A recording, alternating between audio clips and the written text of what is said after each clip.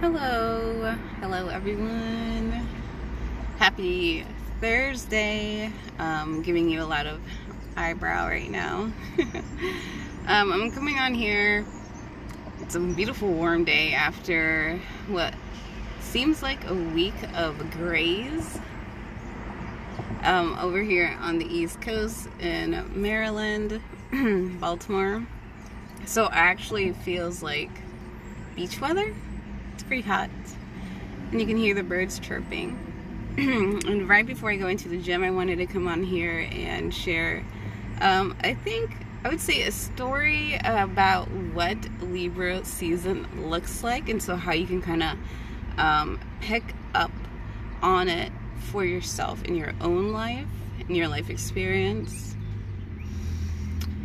And so as I'm here, Libra season is all about that balance, all about the balance in between your relationships. What areas in your life, if you were to be very honest with yourself, would you say that you're probably not getting a great energetic exchange, or feeling seen, feeling honored, feeling heard?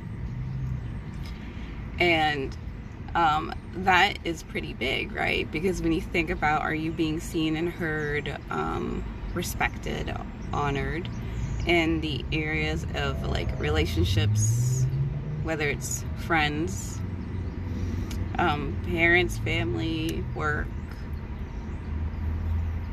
Let's see how much work you're putting into your own craft, right? Your own self-care. And those type of things are just to get the ball rolling for your mind to kind of think about. And so when it comes to that, though, we have to begin to sit down and really talk about the topic of boundaries. And that is such a major topic that applies to like every wheelhouse of your life. And the reason why I bring this up is because a lot of the work I do, that I find that I'm working with, tends to be like speaking with your inner child. Our inner child are part of us, a part of us, and our past wounded self that's carrying up some sort of energy that needs to just be healed, right? And released and looked at and seen and heard. And so when we think about boundaries, have you thought about what your relationships would look like? How do you want them to look like? How do you expect to be seen and heard if you don't even share, if you don't feel safe enough or allow yourself to be open enough and vulnerable enough to share of yourself, you know?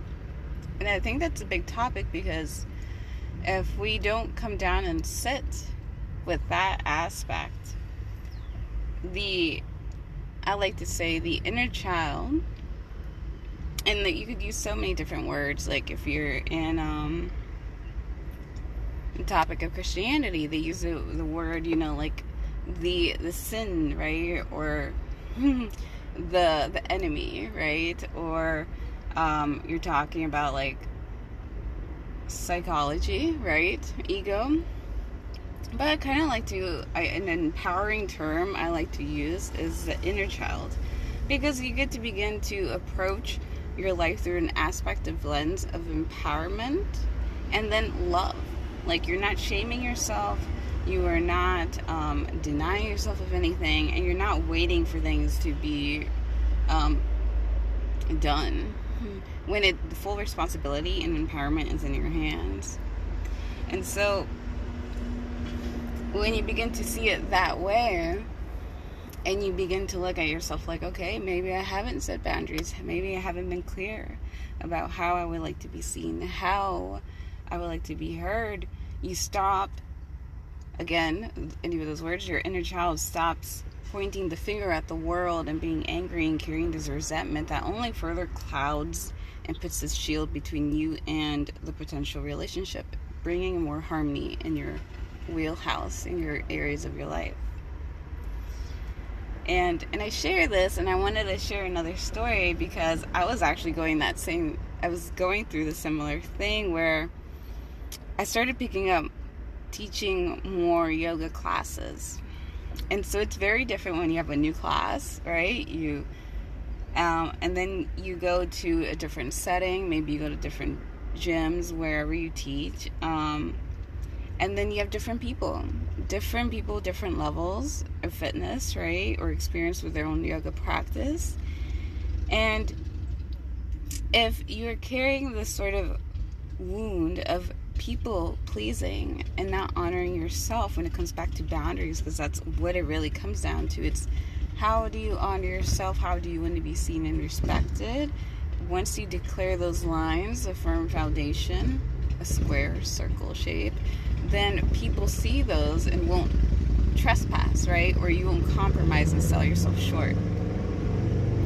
And so I realized I kept switching myself for certain people and for certain groups, and like I'd get different reflections back, right? And I realized a part of me was still doing a people pleasing thing. Like, okay, maybe I need to do this with all that I have in terms of my toolbox, and do this way because maybe it'll catch on, right? It'll be catchy. And I was not honoring, and that's the other third point. When you set boundaries, and the really important thing is to honor yourself. Like when you see yourself through the lens of love, you get to go ahead and really accept yourself for where you are, who you are right now, not trying to pressurize yourself to conform into an image that you are not. And what really helps is for you to really, again, rest in stillness and recognize your strengths. And those were things that I was not seeing, but sometimes people are a great reflection of that because they give you compliments. It's a good idea not to deny that. But I would get a lot of compliments. It's like a very grounded energy. And I realized that, play to those strengths. Why minimize them?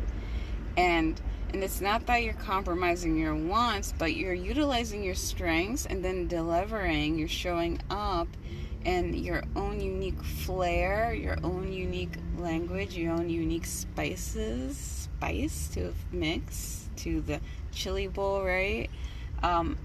And so as you recognize that you are enough right now with everything that you are and everything you've gone through and everything that you have in your hands, exactly perfect for the moment to deliver, to share and express that. Hey, pepper. Speaking of spices. Then everything comes together and it's harmony in itself. And Libra season is that, okay, honoring boundaries of yourself and the other, so you're not trespassing their lines or not crossing yours. You know what it is that you do, what you don't do, what you're willing to, compromise in the sense for peace and harmony, to the best that you can, so that all parties involved have, particular means to the same end regardless, right? And so, that being said, it took me a while this month to realize, it's like, oh, play to my strengths. The people around me are not attacking me or putting me down. They are in essence just an opportunity for me to see, okay, I need to honor myself, accept myself where I am, who I am, what are my strengths, and then how can I also bring up my own passions so it all mixes up into a beautiful elixir that when people taste it, it's healing energy, right? And so that started coming more together and more together. And I felt that this was a good message just to share that with you, especially because it's been a while. And And if you find yourself, and another point too, when you honor yourself, you begin to see that, oh, I have my own unique traits. I have my own unique skills and gift sets. And that if I were to focus and go back to them and sow a little bit more, learn a little bit more, cultivate a little bit more in my own inner garden, I end up becoming a master of what I'm already great at innately, right? And I share that with the world, with those around me, right? With whom I want to share space with. And that alone is, I believe, something that we're all looking, ultimately to do, to find a place, to find a belonging, to be seen, to be heard, and to make an impact here. But I find that we have to first go through this. If we want to be seen by others, we have to see ourselves first. And accept that, right? And love ourselves first. And then that love overfills, pours throughout all areas of our life. And when you accept that, then you can go out and you can see all the blessings that are being poured in an alignment for your own path, which is something I heard most recently coming in. Like, you might have a particular plan. Sometimes we get distracted. Man's plan and timing, they think it is right, but when it's the divine order and God in the universe, there's something so much higher. And so the more you devote yourself to that calling, and you are brave and you act on it and you commit to nurturing that even more, the doors open up of opportunity. And that's what I found myself also realizing this week, that I'm like, okay, let me stop trying to run away from what I'm being called to do. I might not know or see it in my own plan because I didn't think about it from the human perspective. But there's a greater plan. There's a greater divine order. And I want to surrender to that. I want more of the life of faith, which brings in that unexpected, like, je ne sais quoi miracles, rather than me trying to force things and, like, losing my head, right? That's not fun. That's not the life I want. And so I pray this is a beautiful message for you. And I keep circling back to ending it on this note, that I was trying to dim the light, and I see the value in the fact that, why do I see a particular pattern in my life when it comes to when I work with people, which is not a bad thing.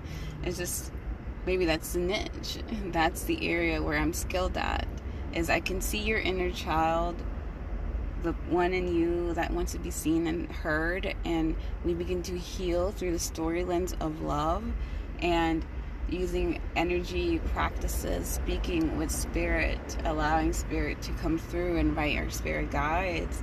We begin to heal the timelines and the storylines, the cycles that needed to be closed and seen and heard, so that we can realize the full potential now. So we're no longer trying to